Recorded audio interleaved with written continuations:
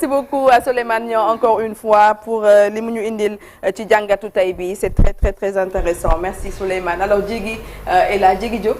Tena ba. ça va na mën naa la. rek ci loo ne. daw ba rek. alors ka daw rek. Diegui del sport yaa ngi xiixat fii escalier amu fi dara amu fi. gis nga xoolal opposition moo mel nii. ah bon c'est-à-dire. xam nga buñ la falee moom da nga boo bëggee waaw góor da ngay daw rek. di bëgg waaw góor di daw rek bëgg waaw góor. soo wàccee nag du nekk même condition yi da ngay bëgg a toog avec la famille les enfants namoon nañ la ak yooyu noonu. rek di lekk beñe di naan meew. beñe di naan soow Fatou Thiam yónnee ma beñe. ak nee na Fatoumata Tall ma mel na fi mu ne ballon de baudruche. yaa ngi sànni xeer de. alors Chérif Malick et Pape Farah ñu tàmbali waxtaan bi Chérif. waaw waxtaan de démb ngont ngeen doon jàkkaarloog taskatu xabaar yi mooy document bi nga yor. waaw sa yoon nekkul nag sama document xoolal nii rek. waaw lii nga ne. finance publique du Sénégal. waaw te nga teg. da ngeen am seen rapport yéen it. waaw bu wuteeg rapport Cour des comptes. clarification et mise au point. nan la tudd. lu ngeen di clarifier. waaw dama posé question nii ñu ngi ci question. waaw commencé nañ ko. waaw damay nuyoo ba pare parce que nuyoo ma woon. nuyool. alhamdulilah ala kulli haal maa ngi nuyu ñëpp di nuyu Sénégalais yi di wax toujours c'est un réel plaisir pour moi di ñëw TFM parce que nag vraiment dafa participer ci sama ascension sur le plan politique. Vous jouez un rôle extraordinaire à travers beaucoup d'émissions et vous me donnez l'occasion quand même de dire ce que je pense au Sénégal, ce que je faisais pour le Sénégal quand on était aux affaires et aujourd'hui ce que je pense au Sénégal. ah kon man damay nuyu sama xarit bi le grand champion mu Youssou Ndour nga xam ne fii mënuma fi ñëw te delloo ma ko njukkal parce qu'il fait partie des champions du Sénégal. may jaale DER.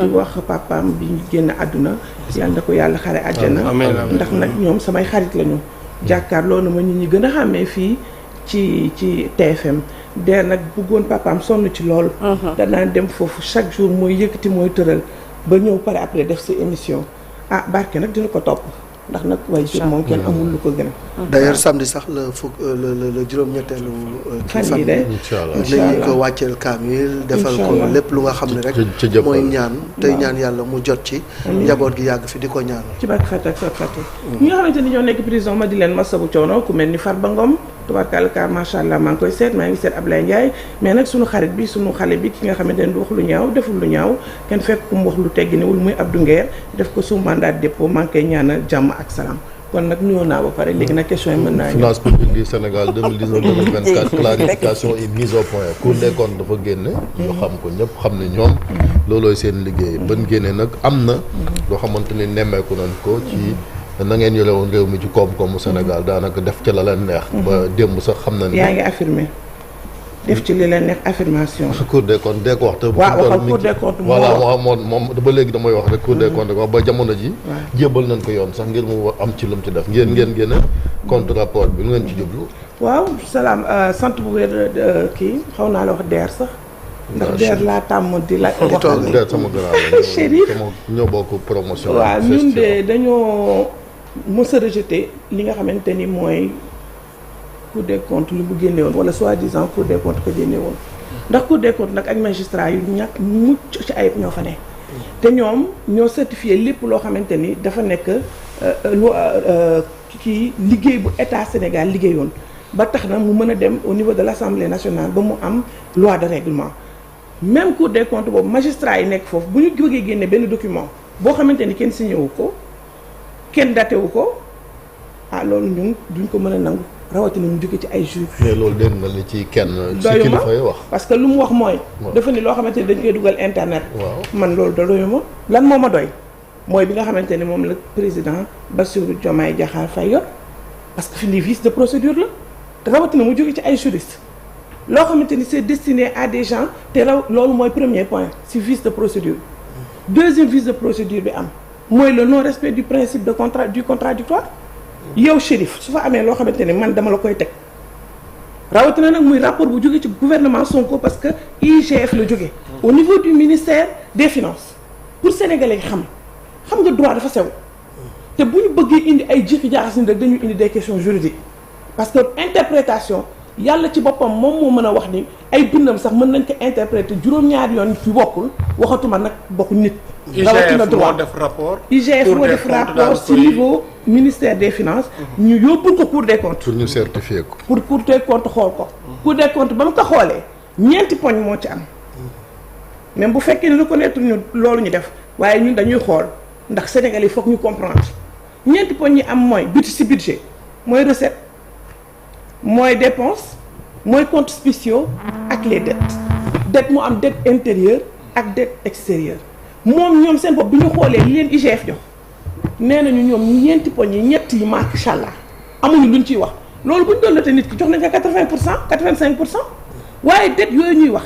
dañoo passé li nga xamante ni mooy le périmètre juridique bi ñu leen may ndax la dette intérieure bu ñu koy wax au niveau du Sénégal mooy état bi li nga xamante ni da koo jël am loo xamante ni da koo jël ci à l'extérieur am loo xamante ni da koo jël à l'intérieur ak à travers les fournisseurs entre autres ñu dem boole ci ce qu'on appelle les sociétés nationales ku mel ni Sénélec ku mel ni SAR des sociétés yoo xamante ni ñoom dañuy am seen indépendance juridique mën naa ko waxee noonu parce que damay expliquer pour Sénégalais xam il faut ma jël ay mots yu léger ndax d'habitude intellectuels yi noonu la ñuy def ba ndax ñi waroon ba dem seen yoon tollootuñu fi ñuy defee populisme il faut que les Sénégalais comprennent bi ñu jëlee loolu dafa am loo xamante ni ñooñu dañoo jël dette ñooñu dugal ko ci biir alors que ñooñu état da leen di bindal rek kii nu mu tudd dafa leen di bindal benn këyit boo xamante ni dañuy dem ci banque pour mu mën ñu mën a jël ay prêt foofu kon loolu ak problème am na si ba pare bu ñu jógee foofu instant bii ñu génnee lii pour lan la te ñu ko génneel ñoom la ñu liggéeyal ñoo ko defar. ñu nekk ministère des finances ku fa ne ka nekkoon kii seen ministre des finances lu mu nekkoon ci biir ministère des finances. temps bi fi Macky Sall toogoon moo yore woon programmation budgétaire loolu c'est le nerf de la guerre kooku la ñuy waxanteel wala APR wala sénégalais yi wala parce que mënatuñu doxal doy na. waaw léegi doy na document bi woyof na lool wante saisir nañ justice bi ngir mu daal di koy leeral. gis nga sax Guy Marius Sagna moom nee na sur la base du rapport de la Cour des comptes am na benn mise en accusation président Macky Sall bu mu daal di génne ngir ñu jëli ko àtte ko pour haute trahison. waaw xam nga man kooku du ma wax turam ndax am na ñoo xamante ne man nawloo ma leen dama am habitude di wax man balaa may mën a nawloo nit il faut mu nekk ñaari yëf da nga may ëpp xam-xam moo xool la nawloo la parce que ëpp nga ma xam-xam.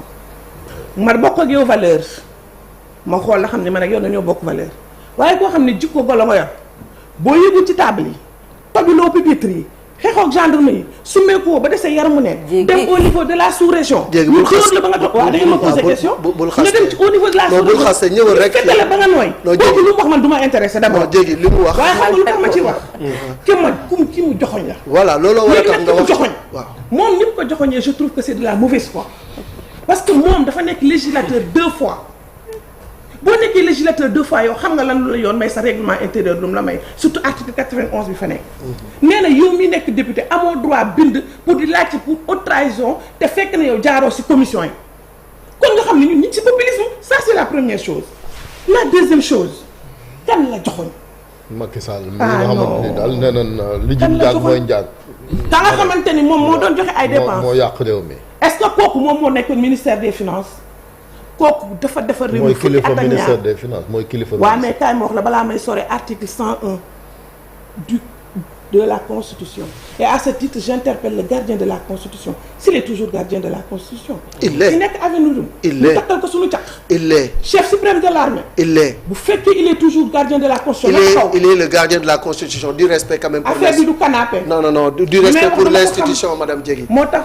xam nga ni ngay exiger ñu respecter Macky Sall en tant qu'institution bi mu fi nekkee par parallélisme des formes il faut respecter aussi le président bi nga xam ne moo fi nekk c'est le président de la République du Sénégal monsieur Bassirou Diomaye Diakhar Faye. moo tax ma koy wax président moom Macky Sall nekk na fi ba dem ñoom daawuñu ko wax président te yéen nit fii ngeen toogoon di ko gis ñun dañ koy wooye président de la République waaye moom moo génnee ay kaddu ci gémminam kaddu yu mu génnee mooy dafa mel ni toogul ci si canapé la toog ñun suñu président constitution dafa définir lan mooy président de la République moom li mu bëgg duñu intéressé de en tant que nit parce que nee na moom bu doon sagoom moom mu am des DG forts wala mu am un premier ministre fort ou bien des ministres forts ñun loolu duñu intéressé xam nga lan moo ñu intéressé kii Thiandoum ce que la constitution dit, la charte fondamentale.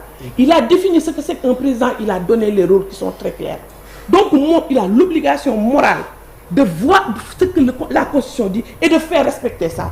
Kii bu taxawee ni dafay ni Macky Sall da koy yóbbu haute cour de justice je dis c'est de la mauvaise foi ndax du ñàkk xam ndax moom fa mu ne xam na ni haute cour de la justice tegaguñu ko d'abord njëkk naa wax du fait que moom mënu ko wax te jaarul ci commission non pareeguñu installé nañ les membres de la cour de justice pareeguñu sax non teg nañ ko nii mais pareeguñu ce n'est pas encore mënagul def dara waaw bu ñu jógee foofu ñoom ku tudd Macky Sall tu n'as pas la possibilité d'exister et le droit je vais te dire il y a deux principes yoo xamante ni moom moo yor le pénal dafa am le principe de l'égalité le principe de l'égalité bu ñu koy wax mooy tu dois définir et bien définir l'infraction l'infraction n'a pas été définie dans la constitution non kenn définir xam na moo tax droit laa lay wax man waaw moom nag dafa jàpp inventé ma ko de waaw dama ne haute trahison kenn définir ko mais moom jàpp na ni ponk yi nga xamante ni rapport bi wax na ko ci finance publique ni ngeen ko yore war la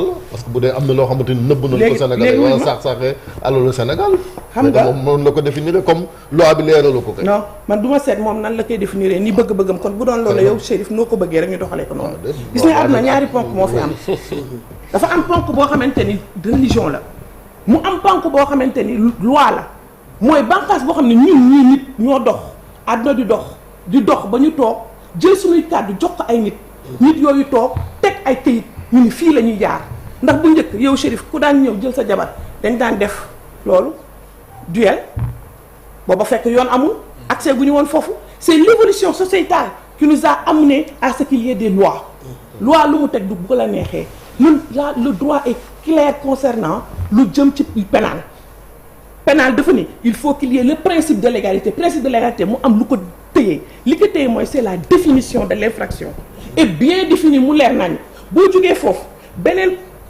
ponc bi mooy la légalité des peines lan la ñu teg quelqu'un boo xamante ni da nga def haute trahison lan lañ la war a daan amul le juge doit le dire amul juge bi dina ko wax waaw léegi kon xam nga lan la ñuy wax président Macky Sall déjà ñoom mënuñu ko laal du ko jege sax waxtuma ak moom nga xam man nawloo ma ko comme ni ma la ko waxee woon parce que président Macky Sall nag ku ko mënul wax jaraw lakk càndum teg ko parce qu'on devient la risée du Sénégal ku bëgg am tour rek tey ci opposition foog nga tudd président Macky Sall y a problème te xoolal maa ngi leen tuddee opposition sax yéen ngeen mer ngeen nekk opposition ngeen di xeex ngeen nekk opposition taal dëkk bi ngeen nekk opposition tey vous êtes la République vous incarnez notre espoir def leen li ngeen war a def oui la reddition des comptes oui mais travailler mais jéggi il faut qu'il travaille. bu ñuy pour yow ñoom liggéey ñu actuellement ci affaire yoon rek ci affaire yoon rek la ñu nekk di yéeg ko wàcc dafa mel ni.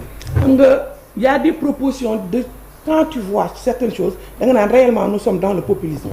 On propose des choses qui sont irréalisables comme li mu wax concernant le président Macky Sall. On souffle quelque chose pour mën a fàtte leneen ndax on a vu quelqu'un qui est allé à l'Assemblée nationale au lieu qu'il présente une vision au lieu qu'il donne de l'espoir aux Sénégalais que je suis à la Sénégalaise.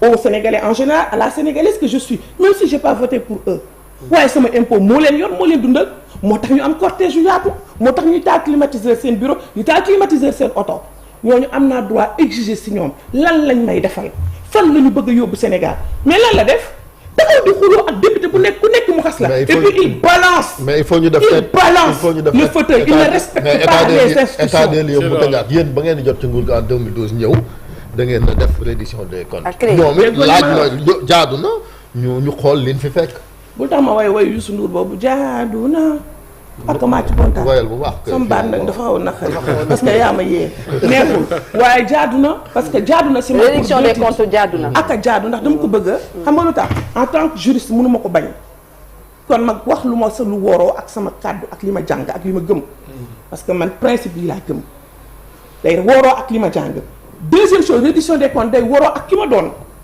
je suis libéral le libéralisme a deux fondamentaux la liberté et la responsabilité quand tu as la liberté de faire il faut que tu saches que il faut que ñu engage sa responsabilité deniers publics boo ko gérer 100 francs war nañ la mën a boo paree ñun la kaay nga jox ñu yow bokk na ci ñun njëkk a woo sax pour ça non ci jigéen ak ci ñëpp sax ci APR ok man je suis la première femme au Sénégal je suis la première. nga cautionné 28 balaa caution je suis la première femme au Sénégal bu ñu njëkk yóbbu police pour passation de service de 1960 à nos jours. parce que da nga ko war a def defoo ko ñu woo la. doo waxal loo xam kii lañ ma yónnee huissier de justice.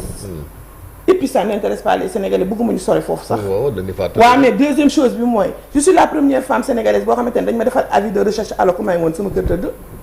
ni bu ñu ma gisee nañ ma jàpp si saa si takk ma ba pare nangu samay documents de voyage.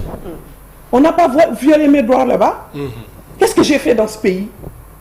est-ce que man juste man dama la niru koo xamante ni dafa sàcc wala dafa def crime yu ngande yooyu nga xamante ni dafa jar ñu koy def avis de recherche mon nom le nom de ma mère ma date de naissance toutes mes données personnelles dans la rue comme ça même si c'était pas destiné à la rue dama la doon génn station ànd ak samay doom rek ñu ne ma nu lu ko fi jar loolu laay wax moo indi wax bi ma doon wax gis nga la reddition des comptes c'est une obligation pour nous en tant que libéraux on a la liberté mais il y a la responsabilité am na lu ñu yore woon dañu koy laaj nan lañ ko yore woon par force waaye loolu càndum du la tere liggéey ndax voté nañ le budget te yaa ngi koy consommé yaa ngi yor sa caisse d'avance yaa ngi yor say oto yu jeeg yaa ngi sañ say lex guuxu la kon nag léegi doo lijjanti dëkk bi jéegi ana panier de la ménagère ku ci am yaram sonn loo est-ce que ku ci am yaram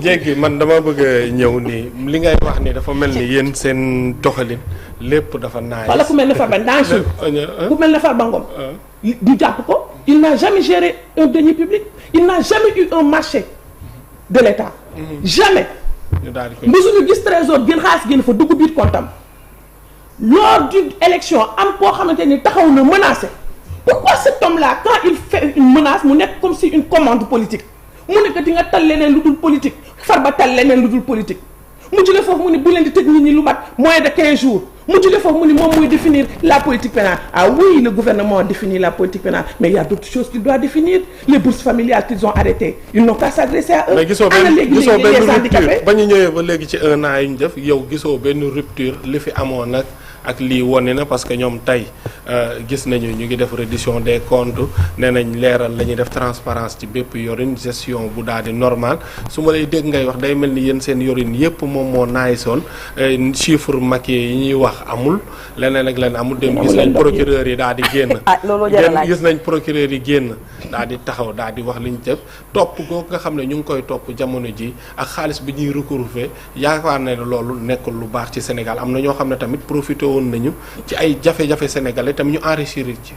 waaw man xam nga procureurs yi dama leen di jox respect parce que c'est de grands juristes surtout les 3 procureurs c'est de grands juristes. soo ko defut rek moom ñu jël si la. non ñu ñëw jël si ragaluma. nee naa leen nit ñi ñoo dem kaso. jéegi tontu. ñett nit ñoo dul dem kaso. un chien ngeen baal ma ci wax bi. mooy quelqu'un qui est prêt à jouer certains rôles yu bon ba du dem kaso jusqu'à trahir son pays.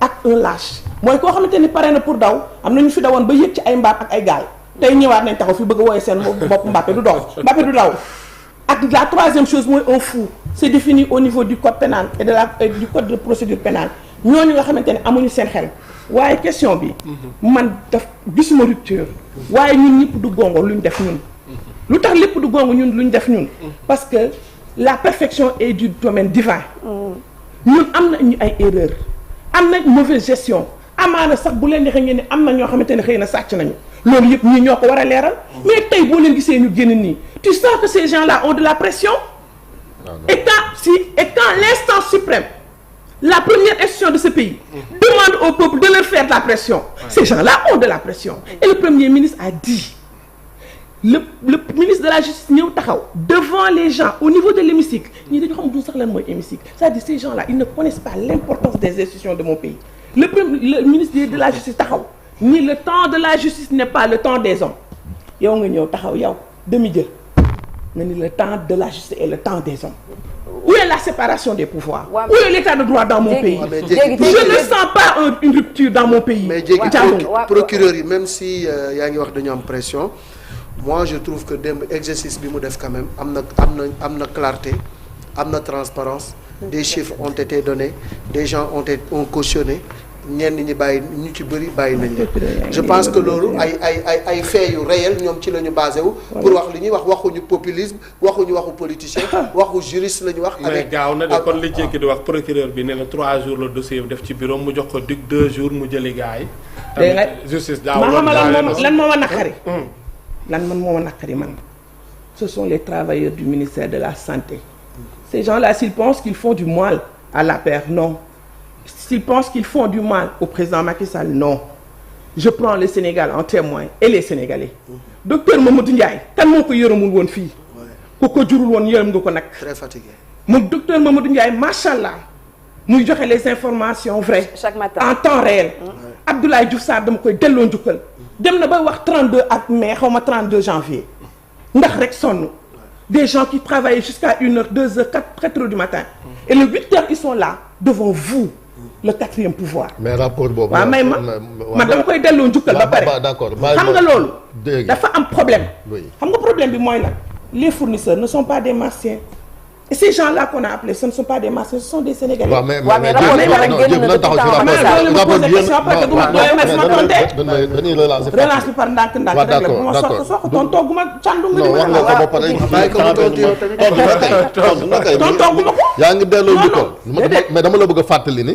rapport bi Macky Sall moo ko def fi la leen fekkoon. moom ci boppam mu jël engagement ne dinañ ko leeral lu ko bàyyi ko fi kay. ku la wax leeral ko fi leeral kan lañ topp. bu ko leeraloon kay. yaa ngi def jugement nee nga juriste yaa ngi def jugement nee nga juriste nga xam nga li autorité de la chose jugée bu doon leeral na ko duñ ko sulliwaat. du moom moo koy leeral parce que de justice.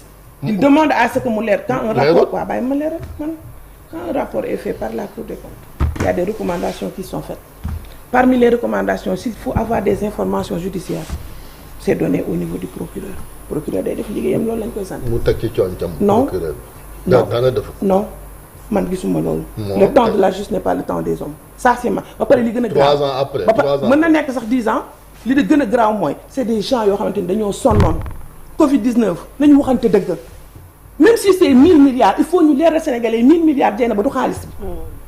déedéet 1000 milliards du 1000 milliards yu ñu teg ci biir 1000 milliards yooyu am na loo xamante ni dañ koo baal par exemple TFM ni ko bul fay impôt ci 1000 milliards yooyu.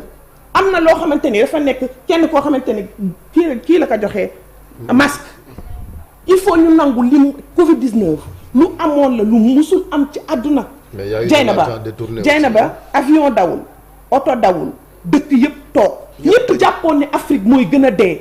mu taxaw avec une main de maître diriger les choses nañ ko wax jaraw lakk nag moom président Macky Sall ba pare le Sénégal a été félicité ba pare li gën a grave dans le monde Sénégal le Sénégal a été félicité non en France 4000 xoolal en France wax nañ ko 4000 ñun xam nga ñun 1000 milliards la ñoom 4000 milliards wax nañ ko mais ils n'ont pas voulu s'attarder sur ça ils n'ont pas voulu xam nga lu tax ce sont des commis de l'État qui sont là on peut faire des enquêtes je suis pour rien n'est parfait je suis pour comme je vous l'ai dit il peut y avoir des erreurs de gestion loolu moo tax le principe du contrat doit être respecté parce que mën nañ la condamner ci marché mën nañ la condamner ci benn marché soi-disant ñu ne la yow da nga jël prix yi li gën a ëpp ci yëpp ci Covid xam nga lan la dañ ne prix yëpp dañ ko yokk surfacturation Thiando ñaata nga doon jëndee gel ci Covid bi 5000 tey boo génnee 1000 francs 500 ñu jaay la ko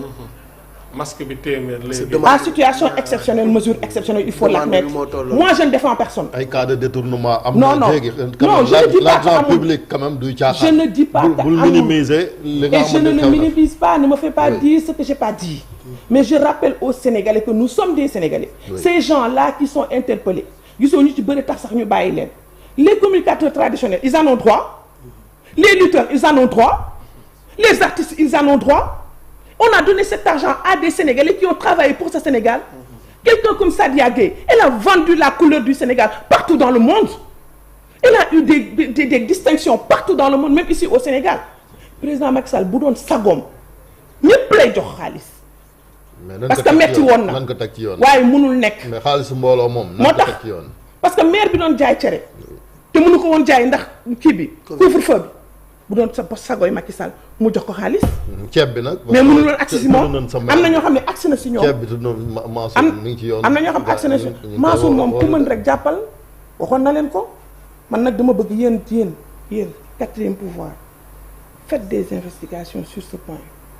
Hier à la cave quelqu'un comme Mamadou Ndiaye quelqu'un m'a appelé dafa wiccax boppam mu ni il a regretté beaucoup de choses pourtant tey dañ ko waroon takkal médaille nañu waxante dëgg te yàlla rek a tax transport xaalis bu mu jël ci Covid pour transport am moom ban heure la doon génn je ne justifie pas je ne maîtrise pas les dossiers mais yéen journalistes yi am ngeen possibilité xoolaat leen ko parce que nous ne sommes pas entre Martiens et Sénégalais nous sommes entre Sénégalais et nous étions à une période qui était cruciale et mortelle ñu fexe nag ba génn si nag ñëpp di ñu félicité nag kon nga xam ni gestion bi waxuma lépp baax na waaye la ca ëpp baax na. waaw li ci baaxul duñ ko. li ci baaxul nañ ko xool nañ ko jubbanti nañ ko càmbar. waaw mais aussi fournisseurs yi tam nañ ci wax. parce que les fournisseurs ce sont des Sénégalais qui sont là nañ waxante dëgg administration tey li fa xew climatiseur boo ko defaree nekk sa ministre bi climatiseur am jékki-jékki ni karek yàqu da nga fay toog di xaar budget nañu waxante dëgg comment marchent les choses fournisseur ngay woo mu ñëw jàppale la.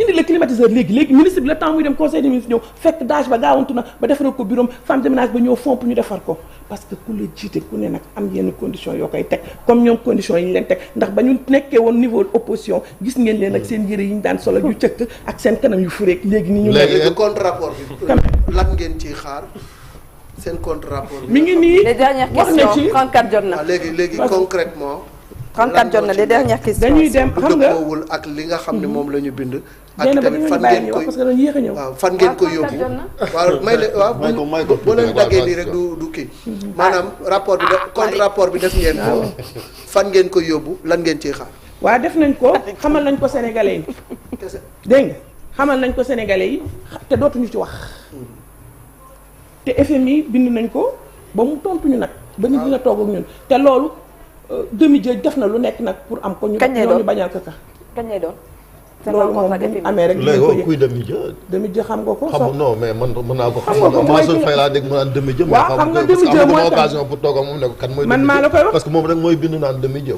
mooy ki naan day effacer nit ñi am na tur wax ko kan na xam nga ko yow non xoolal boo ko xam man mais sénégalais yi da ngay informer man sénégalais yi yéen laay waxal am na koo xam ne man bëgguma wax turam moom moo jiite gouvernement bi ba mu demee assemblée nationale xam nga la wax day effacer waate léegi effacer bu nit ñi waxee li ñu xalaat la première chose la deuxième chose demi-dieu oui parce que quand tu dis politiquement personne ne peut rien contre toi tu t'assois à la place de Dieu dëgg la nag xut bu jamono dafa am gis nga président Macky Sall waaw gis nga président ku toog avenir um xut bu jamono nga parce que boo nee kun mu am ndax sa big yàlla la ko may waaye nag muñ nag moom nekkul foofu de moom nekkul président de dama ko mën li ma la wax nag dama koo xam taalibe Cheikh akkan la alhamdulillahi lazi sadaqana wa'dahu wa awrasana al-ardata bawwa'na minal jannati haythu nasha'u fa ni'mal ajrul amilin léegi rapport bi nan ngeen ko fas yéene def contre rapport bi ngeen publié xamal sénégalais yi clarification est mise au point loolu leer na ñu xamal sénégalais yi ni Cour des comptes déjà chambre bi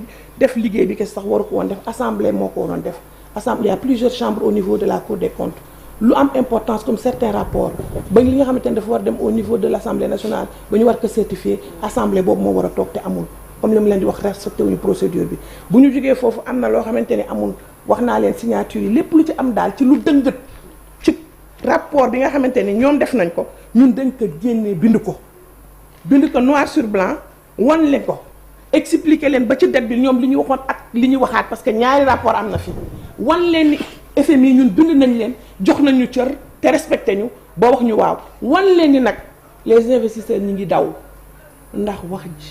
Macky Sall mooy yàqal gars yi. kilifa moomul wax Macky Sall bu leen yàqaloon première fois tak dañoo toog ñu ni fur dem Washington. ñu dem FMI ni leen du baax sama waa ji jiital leen. au nom du Sénégal il y a des gens qui sont de l'APR yuy mere président Macky Sall parce que le président Macky Sall sait que le Sénégal et nous sommes. parce que le Sénégal est. investir yi noonu dawee te investir yi dañu ne xoolal BTP ñu soxla 150 milliards gars yi avant ñu koy bukkale sax. 400 et quelques milliards. loolu mooy bu mujj ñëw ci laajte leen boobu ba tey 2 eurobonds de combien de milliards balaa boobu prêt ñu def au niveau de l'UEMOA waaye ana truelle bu ñu gas ana xaalis boobu loo gis ñu gas kàmb dugal ko def ko ci. parce qu'ils ont trouvé nee nañu un pays à genoux. un pays à genoux avec un avion yoo xamante ni 34 voyages nga def. avec des jeunes 30 000 au moins de licenciement. gëj naa voyagé nag président bi. parce que avion baa yàqu ñu yóbbu ko Suisse. amatu mënatul dem. loolu vous la prenez man dama la koy wax. amul benn truelle bu ñu yëkkati def xanaa la joor nii. avion bi 4 avril. un président de la République pour aller jusqu'à Thiès pour dem inauguré ji Lat Dior. waaw Lat Dior di héros. ba sama maam. waaw. alors dernière question jéegi da ngay desandi ak ñun pour ñu tàgg émission bi. mais Mansour Faye interdiction sortie territoire. waaw léegi loolu mooy. léegi loolu ci boppam la Sénégalais yi war a mën a xam ne ban dëkk la ñu nekk. mais loolu yow déjà on viole ton droit de circulation. d'aller et de venir c'est constitutionnel. loolu lu ñuy fooyee sax. une mesure conservatoire kese moo la mën a tere génn dëkk te juge moo koy jël 3 fois nga dem aéroport bu njëkk bi nga dem ñu dàq la nga ni kan moo ko wax ñu ni ko un supérieur mu demaat une deuxième fois parce que moom dafa xam yoonam ànd ak un huissier de justice ñu constaté mu ñu dàqaat ko mu dem troisième fois bi mu dem cour suprême pour sénégalais yi mooy li nga xamante ni moo tegu ci kaw ci lépp luy yoon kooku joxe référé bi ni décision bu mel nii kenn mënu koo jël ko dul juge soo leen amul leen ko jàppale bàyyi leen ko mu dem y a aucun rapport qui épingle Mansour Faye maa ko wax fii bu doon loolu la jàpp nañ ko bu yàgg li ko jàppee la ñu koy wër. ceeb ba. anamu nañu indi. mooy ceeb bi mu jox amul Diop si. amul je te dis amul rapport bu épinglement et même s'il est été épinglé par un rapport amul autorisation ñu koy téye tant que un juge génneewul loolu parce que c'est une mesure conservatoire mais comment la cour suprême décider ko ba pare décider loolu mu dem di ko jëli un ministre de l'intérieur prend un arrêté. Il n'a pas motivé. Maintenant comme disait Oumar Youm le ministre de l'intérieur porte la touche maintenant où est-ce que nous sommes. Voilà la rupture qu'on nous promettait. Bon, il y a la 5 ministres. aucune marche autorisée pendant 1 an et quelques ba ñu jëm seen 2 ans. ku ñu wax Facebook moom moo waxoon du seetaan télé du xool Facebook yéen waa presse yéen la njëkk xot ku àndul ak moom ñu indi la impôt ni la fayal. redressé la waaw bu ñaaw bi mooy kii bi da ngeen fi am lu ngeen fi créé woon daaw tuddee ko Macky dans nos veines. waaw. dafa mel ni yow rek laa gisati ana ña ko sosoon. ñu ngi fi ba tey te Macky ba tey dans nos veines et dans nos cœurs. Macky moom mënuñu ko dindi dans nos veines et dans nos cœurs. man ne yow rek laay gis. gisuma waaw ku nekk nag Thérèse Faye mi ko créé woon jiite woon leen. Thérèse créé wu ko ñëpp ko créé woon. ba pare mais moo leen jiite woon. non amuñu woon ku ñu jiite. non amuñu woon jiit loolu moom dama la koy wax. en tout cas moo ci gënoon a fës. waaw parce que dafa am ndombay tànk woon booba moo nekkoon ministre bi. nekk ministre de la femme teg mi ngi ci parti bi moom ay jigéen nekk si loolu daf koy laaj moom directement. donc am na dara lu. non gisuma ko. gisuma ko parce que xam nga tax gisatul di. non waaw mën naa am mais xam nga lan laay leeral foofu les responsables politiques chacun à sa manière. léegi da ngeen a wéet moo tax man. non waaw mais ma loolu laay wax nii non wala ñuy bañ a wax. bàyyi ma wax nag. ayca ñu jeexalee foofu. politique dafa am koo xamante ni dafa mënee ci wax te mënul débat kooku toujours dafay ñëw ak benn journaliste toog wax li muy wax ñu poser question mu dem. politique enquête dafa am koo xamante ni mën na débat mooy yaa ma ne maane la.